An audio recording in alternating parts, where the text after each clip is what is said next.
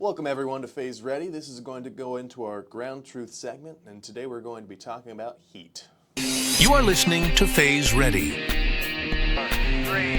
2, 1. All right, so we got an email from some friends of ours, and we're just going to go ahead and read through it. Hey, Brandon and Levi, I've been listening to your podcast for a few weeks now, and after what we've gone through this week, I felt like I needed to write. I'm Marcus, my wife's name is Nia, and we live on the 9th floor of an older apartment building in St. Louis. We've lived here for almost 4 years. It's not perfect, but it's what we can afford. A few weeks ago, we found out we were expecting our first baby. We're excited beyond words. We're also trying to make every dollar count. Between doctor's appointments, saving for a crib, and all the other expenses that come with having your first child, we've been watching every penny. We know our old window air conditioner isn't great, but it's always been good enough. Most summers we'd get through the hot afternoons because once the sun went down, we'd open a couple windows, turn on some fans, and the cooler night air would help the AC catch up. Not this week. The heat dome has been something completely different. Our little air conditioner has been running almost nonstop, but it just can't keep up anymore. By evening, our apartment still feels hot and sticky. I keep telling Nia, just wait until tonight, it'll cool down. It never did. At 10 o'clock, it was miserable outside. Midnight wasn't much better. Even at 3 in the morning, opening the windows just to let warm air into the apartment. The brick walls of our building seemed to hold on to the heat all day and then slowly give it right back to us all night. The hardest part was watching my wife. Since she's pregnant, she just can't seem to get comfortable. She tosses and turns, wakes up sweating, and keeps saying she feels like she can never cool off. I fill water bottles with ice, put cold washcloths on her neck, and keep every fan in the apartment running. It helps a little, but not enough. Neither of us has slept in days. I leave for work already exhausted, and she spends most of the day trying to stay hydrated and hoping the apartment doesn't get any hotter than it already is. We looked into buying another air conditioner, but by the time we pay rent, utilities, and groceries, there just isn't money left. I'll be honest, I never thought of heat as an emergency. When people talked about being prepared, I always pictured tornadoes, floods, power outages, aliens. I never imagined that something as simple as several nights in a row without relief from the heat would wear you down this much. I guess I wanted to write because I know there are probably a lot of families just like ours this week. We're not looking for sympathy. We're just trying to get through it one day at a time. Thanks, Marcus. All right, so what are you getting from that one, Levi? Well, it seems awfully familiar. How's that? Well, I've got a pregnant wife. She's like, what, just going into the third trimester? It used to be the case that I was the one who put off the heat at night. And it's not the case anymore. She puts off plenty of heat, and she still likes cuddling, unfortunately. And so during the heat wave, it became untenable. It was like, because if no one knew, the AC at our house is out, and so we're stuck with the window units as well, and that's being in the upstairs with as little insulation as the upstairs has toward the heat, and being next to a pregnant woman at night, it just becomes a miserable experience. And thankfully it helped taping up all of the gaps in doors and things that lead to hot places. Like you do everything you can. You insulate whatever is possible. We have some facts about the heat dome that Yep. Levi's going to go over. So first, it's called a heat dome, but it's not actually a dome. So what's happening is it's more of a giant.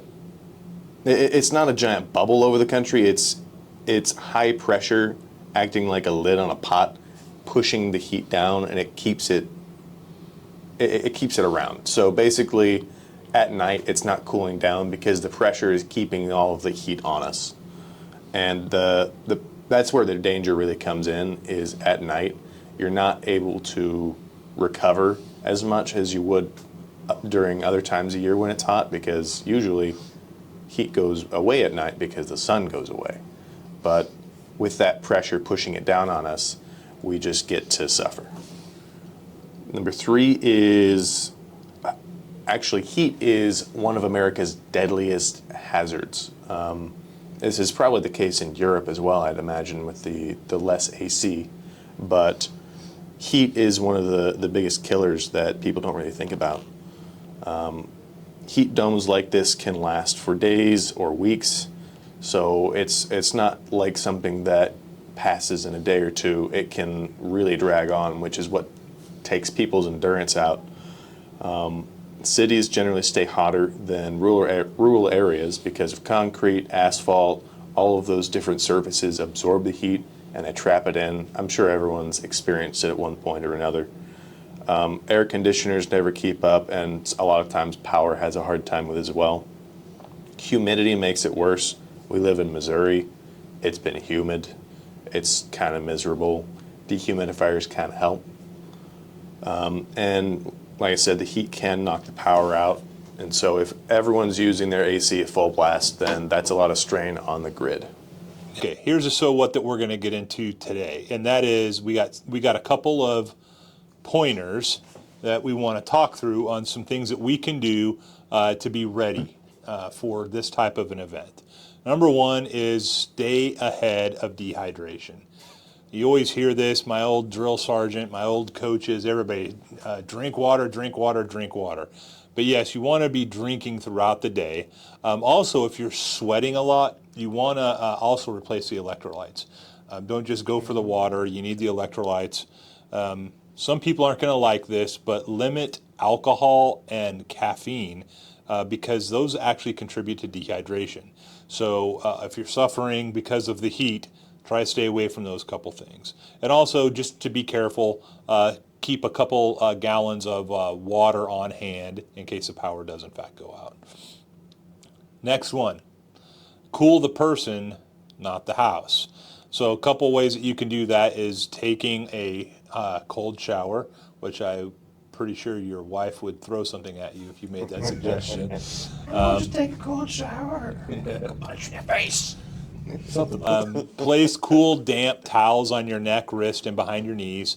Wear lightweight, loose-fitting, light-colored clothing, and use fans. Fans actually, even if it's up at 95 degrees. I remember sitting on the tarmac in Fort Hood, waiting for some helicopter rides to come, and they had turned one of their shop fans outdoors to blow on us. And it was so hot, and they turned that thing on because we're wearing all our gear. It's summer in Texas, and that fan just, what it did, what a relief that was. Yeah, the science is weird behind like airflow, because it pulls the heat off, and it can, if it's constant airflow, it's kind of like blowing on your food. It'll pull the heat out of whatever the heat is in. Like, you have a spoonful of soup. The airflow as long as it's constant, it'll keep pulling that out and pulling it out until it's the same temperature as whatever's around it. So it's weird. Yeah. Next one is keep the heat out before it gets in. Close the blinds. Keep the windows, if you have the blackout curtains like we talked about last week, keep those closed. Keep the windows closed during the hottest part of the day. Don't want to let that hot air come in, especially if you have like brick or whatever around your house or a lot of stone on your house. Open windows only when the outdoor air is actually cooler outside than the indoor air. And avoid using the oven during the afternoon or the evening. I know that your mother has a hard time with this one. She's like, there's no air conditioning. Let's cook a lasagna for an hour. Let's talk about building your own personal igloo. We call this the summer igloo. This is how it works. If you're in a room, kind of like what Marcus was talking about, they had one air conditioner in their apartment. It was a window air conditioner. And typically that would work well, but with the heat the way it is and unable to get a cross breeze going because it's so hot outside and the air is just dead. And so here's some things that you could do. Number 1 is close the doors to any extra rooms. The bathroom, if you have a child's bedroom, move the child into your room, see if that helps, or move all of you, better yet, into the room that has the air conditioner. So one of the things that you do is just pull all the necessary stuff out, close those doors, and like you were saying, you tape up the seams. You don't want to have a big gap underneath the door that's just going to be sucking cool air through there, and you're losing that coolness. So Yeah, you'd be surprised how much air can get between cracks. It really makes a big difference, especially throughout the day, because it just equalizes and you're able to keep all the cool air in your room instead of releasing it to the wild. Yep. And then again, keep the curtains down. Use any blinds that you have. Turn off electronics that generate heat. So if you have an old TV and you have that thing running all the time, that's not going to help the situation, because that thing as well is putting off heat. And if you do have that central HVAC, you don't want to close all the vents.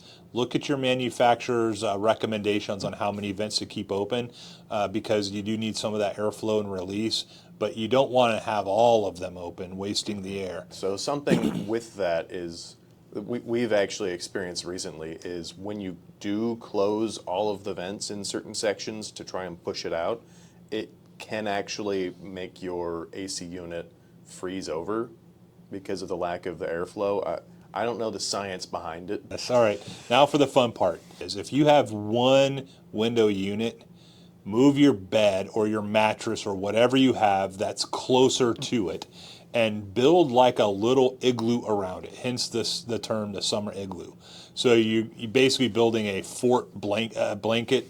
Yeah, Blanket fort. yeah, that's what you're saying. A blanket fort. You're too military for this. I know. Fort. Here We're at calling Fort it Blanket. Fort Blanket. So we'll build this fort, and what that does, and make sure the AC is coming directly into there. But having those blankets or sheets or a tarp or whatever you need will keep the air from leaving. Now, eventually, because one side of it's open, the air will eventually go out. But what you'll find is the air inside of there could be up to 10, 15 degrees cooler than outside of that little fort that you made. You'd be surprised at how well this worked. We had to do this in military. We did it both in the summer and in the winter, because we would be in these GP medium tents that are made out of just the worst possible material to be out in the heat, whether it was in Iraq or Texas or wherever it was. And you're out there in the summer sun, and then you have one little tiny vent for your area that could keep you cool. So people would put up everything they could, quilts from mom, old cardboard boxes from MREs, and stack it so the area that it has to cool is much smaller. And it would work. One last thing before we end this segment, and this one is a good idea from Levi, and that's have a simple heat emergency kit. And that is, in case the power goes out, you want to have some extra drinking water, some electrolyte packets, cooling towels, battery-powered fans, extra batteries, flashlights, thermometer, basic first aid supplies. If you have a small cooler that has reusable ice packs, just basic things that if the power does go out and it is just hot as blazes, you can find a way to get cool. Also, if you can get your hands on a basement when the power goes out, you're going to be in a lot better Sorry to situation. everyone who lives in places that don't have basements, like Yes. Washington. Yeah, there's some places that do not have basements. All right, but that's it. Yeah, I think that's about it. One more tip for if the power is functioning, put your bottles of water in the fridge. It's crazy, but it works. Yeah. All right. Well, that's going to be it for this segment. Thanks for joining us today.